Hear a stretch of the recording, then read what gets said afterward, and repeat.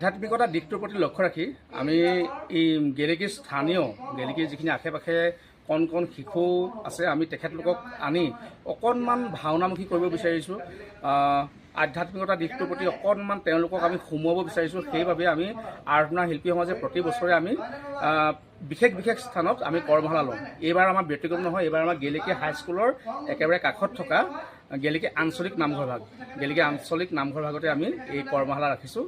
আৰু ভাওনা কৰ্মশালাৰ বাবে মুখ্য প্ৰশিক্ষক হিচাপে শ্ৰেষ্ঠ গায়ন বায়ন তথা শ্ৰেষ্ঠ দোহাৰ প্ৰণৱজ্যোতি গগৈ কোঁৱৰপুৰ, আৰু লগতে আমাৰ বন্ধু প্ৰতিম শ্ৰমীয়ন দত্ত নামটি আমি আমন্ত্ৰণ কৰি আনিছোঁ।